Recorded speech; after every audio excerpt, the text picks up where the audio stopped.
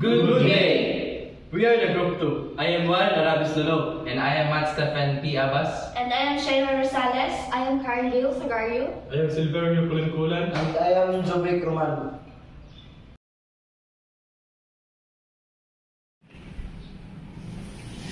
So, this is the Dipolog City map. So, traffic management. Roads, streets, and paths are part of the fabric of our communities.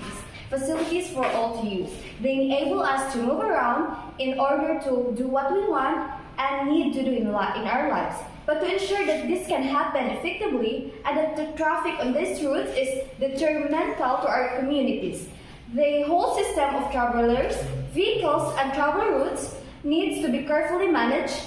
This section addresses the process of doing so. Proper traffic management can ensure that the traffic flows smoothly and effectively. There is a fair access for different transport modes, and the more sustainable modes are encouraged. Roads and streets are safe for all users, including pedestrian and cyclists. Roads full of motorist traffic do not constitute barriers blocking movement between areas.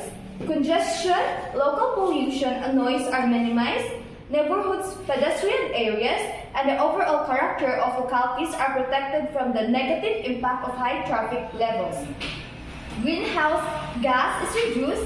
This goal, in turn, can involve through a range of measures which can be divided into the following categories.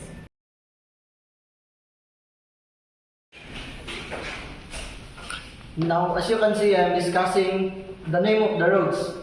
So first, this is the Dipolog Sunset Boulevard.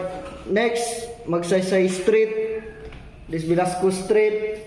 This is the Zamboanga Highway. The next, Amatong Street, Martinez Street, Malbar Street. From here, then Tomas Claudio Street. Next is Chavez Street from Katipunan Street. Then next, Ranillo Street, Bonifacio Street, Mabini Street, Padre Gomez Street, Zamora Street, Lupisaina Street, and Burgos Street. Burgos, Lakaya Street, Osmeña Street, Garcia Street, Gonzales Street, Katipunan Street, Padre Ramon, Del Pilar, Lapu-Lapu, Laylay Street. This is the Rotunda, which is the Dipolog Orquita Road, Dipolog Polanco Road, and this is the General Luna Street. Next is, this is the Cagatan Road. From here to here.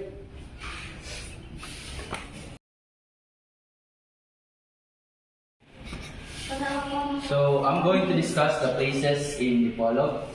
So here you can find the police station in Viputak Highway and the terminal.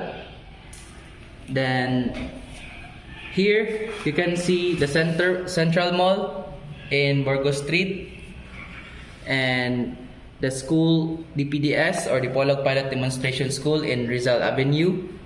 And here you can find the Dipolog Airport in Burgos Street.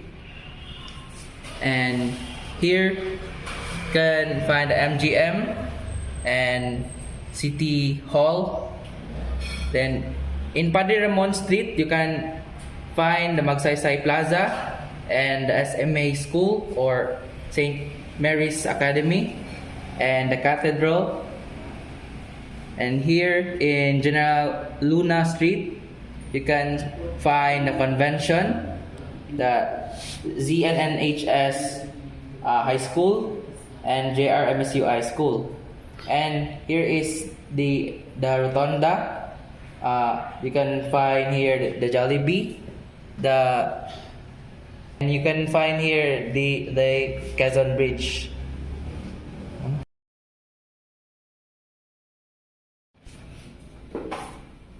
Now, I'm going to discuss the one-way and no entry roads in the Dipolog City.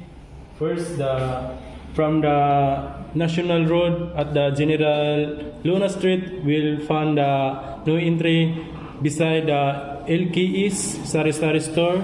The next, from the National Road at the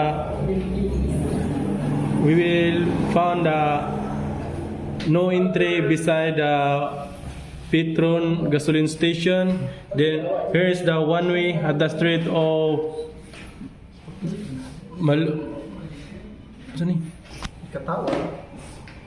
So next, here is the one way at the Malvar Street and the Lakaya Street. Next, the Burgos Street and Arellano Street. And here, then the last one is the Bonifacio Street beside the. Oh, can you drink now?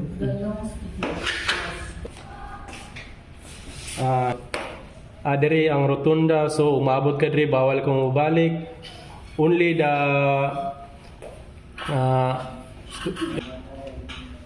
the emergency vehicle to pass anywhere of that road, and here is the one way also.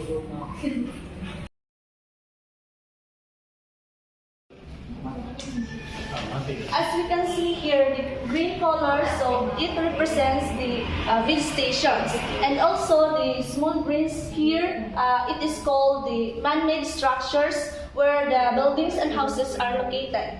And also the blue color, it represents the river that was located here in riverside of Dipolo.